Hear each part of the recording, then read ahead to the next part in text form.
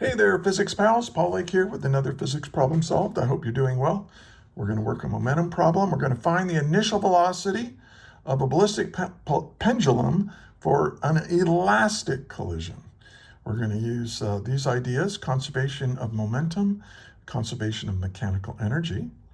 We're going to use these elastic collision equations, and I kind of wrote this out in advance. I'll explain where these equations come from and how to use them as we solve this problem. So let's read the problem.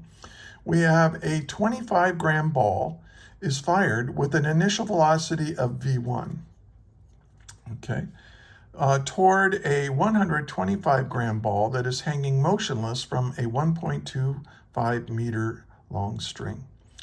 The balls have a perfectly elastic collision. As a result, the 125-gram ball swings out until the string makes a 37-degree angle with the vertical. What is the initial velocity of this? So let's write out what's given. And this is v1 here. This is the initial velocity of this ball. And I'll just call it v1 initial for the purposes of this, but that's what we're trying to find, right? We're trying to find v1 initial. We know the masses, we know this angle. Oh, and then the length is 1.25 meters long, right? That's this length from here to here. Okay, so now, hey, I got this problem from one of my YouTube viewers. I think this person is a he. He watched my video on a ballistic pendulum, but it was a perfectly inelastic collision. That's what they usually are. Like you fire a bullet into a sandbag and it makes the sandbag rotate up and so on. But he asked a really good question, like, what would happen if this was an elastic collision? How would you handle that? And he sent me a problem to solve. So this is that person's problem. So if you have a physics problem you'd like me to solve, put it in the comment section, and I'll see if I have time to get to it. I will, and usually I have time. All right. So let's get started. Here's what's given. We're trying to find. Now I usually try to start with what I'm trying to find. Because then the problem can kind of tell me what to do next. So, well, here's what I know. I know that this is an elastic collision, and I have these elastic collision equations. So let's look in here. Now, in an elastic collision, two things are true. The initial momentum of the system will be equal to the final momentum of the system, right? That's conservation of momentum, linear momentum. But in an elastic collision, we also don't lose any kinetic energy. So the initial kinetic energy of my system is going to be equal to the final kinetic energy of the system. And we're assuming here, very simple, we have two objects, object one and object two, and they're hitting each other in one dimension. It's not a two-dimensional collision. It's one happening along a line. Okay, so you take these equations, and let's suppose that you know the masses and you know the initial velocities. So I know the masses, I know the initial velocities. So maybe these are my unknowns right here. But notice that in the momentum equation, the final velocities, well, there's two unknowns in one equation, so you need another equation. So what we do is we use this equation here, the kinetic energy equation. Here's the initial kinetic energy is equal to the final kinetic energy. That's why it's an elastic collision.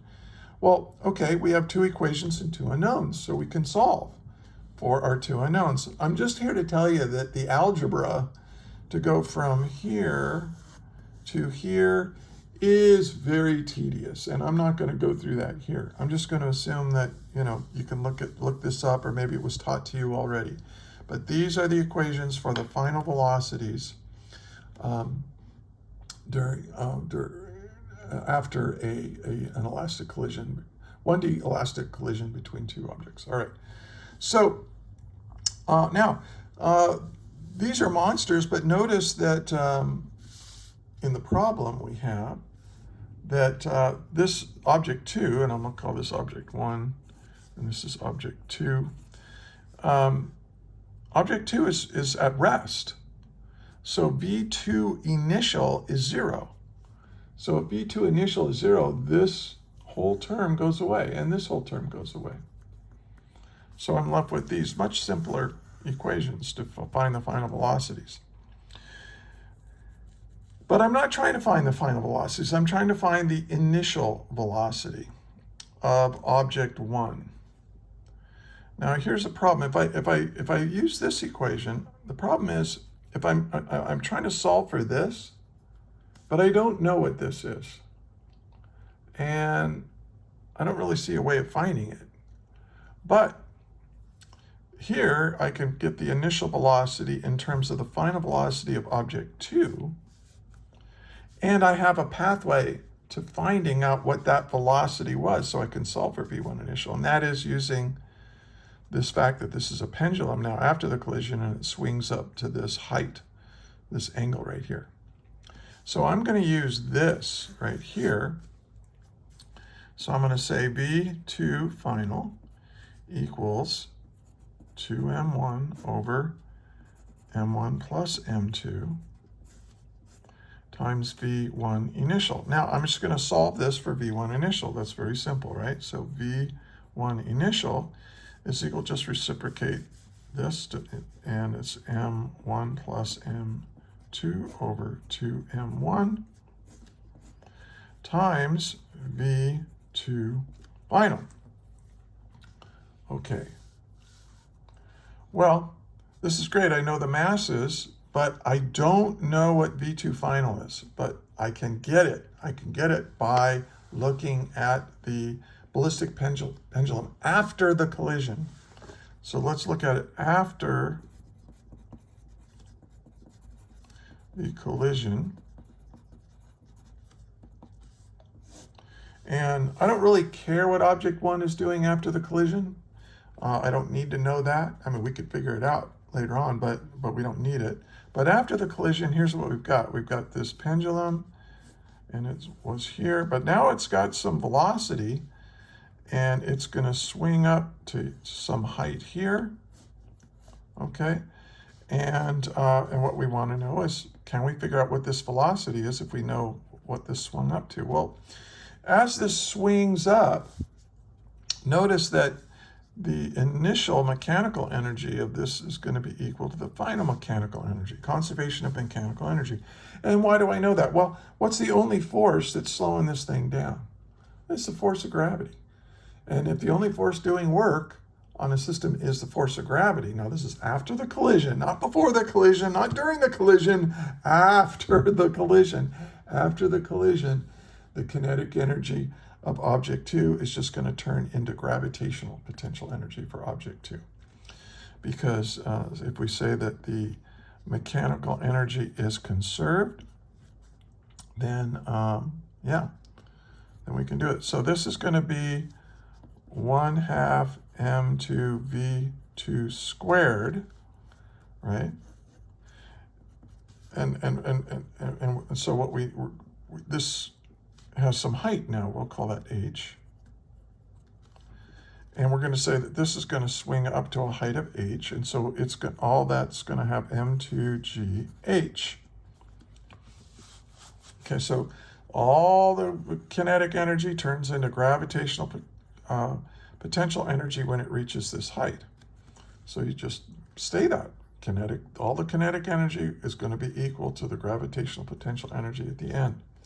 Notice that the mass cancels, and when I solve for V2, I get, well, multiplied by 2, I get 2gh, and I need to take the square root. Well, okay, so I know what 2 is, I know what g is, but I need to figure out what this h is, so let's work on that. Well, from here to here is L, right? That's the length of the pendulum. And then from here to here, I'm going to call that h. Well, notice what we have right here. So I'm going to say this, L is, well, okay. So I know that L is going to be equal to this length plus H. Well, what is this length right here? Well, this is 37 degrees, right? And this is L over here. So notice that we have a right triangle right here. And so this leg right here, it's adjacent to the right triangle, the angle. It's adjacent to the angle of a right triangle. And so that's going to be equal to the hypotenuse times the cosine of the angle. So we can say that this length L is equal to L cosine 37 degrees plus H. Okay. Now this is a common thing with ballistic pendulums, and it's a very common problem. So this is really worth remembering how to do. So now I can just solve for H. H is going to be equal to L minus L cosine 37 degrees.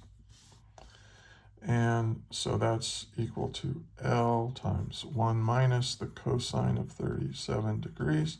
And we know what L is, so let's figure out, let's plug in values. So the length of the pendulum is 1.25 meters, that was given. And we're going to multiply that by 1 minus the cosine of 37 degrees. All right, so let's figure out what H is.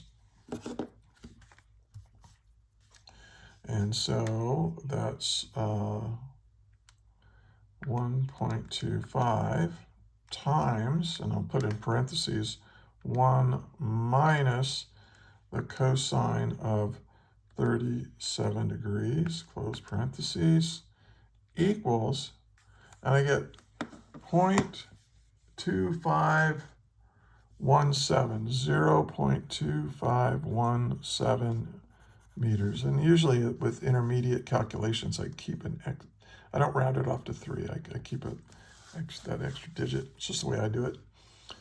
Okay, now we can figure out what the velocity is by plugging that in there. So let's do that.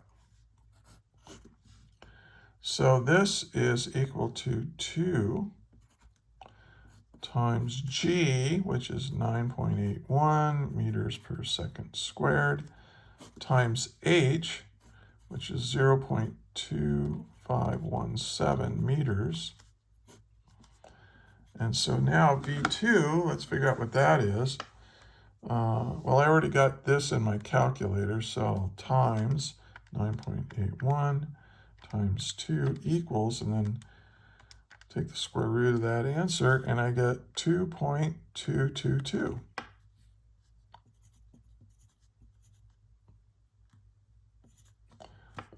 Meters per second, right? Because meters squared per second squared, take the square root, you got, okay, the units work.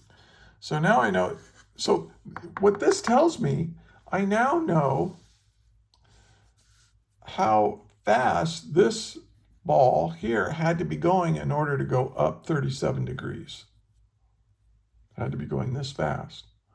Well, if it's going this fast, now I can take this value and plug it in there to figure out what the initial velocity of the object 1 had to be. So let's do that. So V1 initial had to be equal to M1.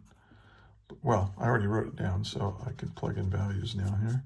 So M1 is 25 grams, plus M2 is 125 grams. That's pretty easy.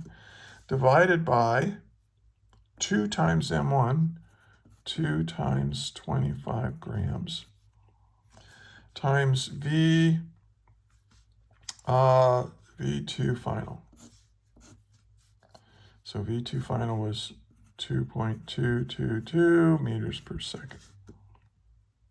Okay, and this should give me my answer. V1, I'll drop the initial because they didn't put that in there. Well, what is this? This is 150 divided by 50, that's 3, and I already have this on my calculator, so I just multiply times 3. And I get 6.67. I'm going to round that off. 6.67 meters per second. And that's how fast object 1 had to be going in order for object 2 to rotate up 37 degrees with a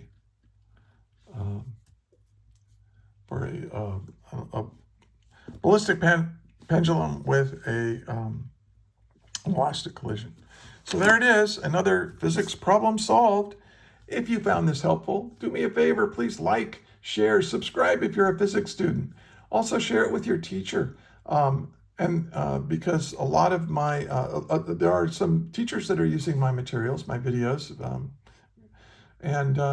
Also look in the description. There's a link to a whole series of Google Docs where I've got literally hundreds of physics problems worked out. I also have a lot of lectures.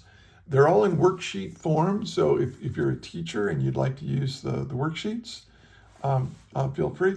It's a great resource because I was a high school physics teacher and I had a hard time making class time to work example problems. And I think students really need to see good problem solving technique. They need to see these problems being solved. Now, my suggestion to you is that if you watch this, try to solve this problem again tomorrow, but without looking at the video. And because if you can solve it all by yourself, you've really mastered it. And now you can take that mastery and transfer it to other problems that will be similar to this one, but a little bit different. But if you get stuck, come back to the video, watch, get unstuck, but keep working these problems over and over again until you no longer need to look at the videos. I am a private physics tutor. I get a lot of my problems from my tutoring clients, so check that out. There's a link in the description and how to get a hold of me if you might benefit from my tutoring services. I'm pretty good. I can save you a lot of time and stress, and my rates are quite reasonable, actually. So check that out. And finally, I do want to thank you. I want to thank you for watching all the way to the end, but I also want to thank you for being a physics student.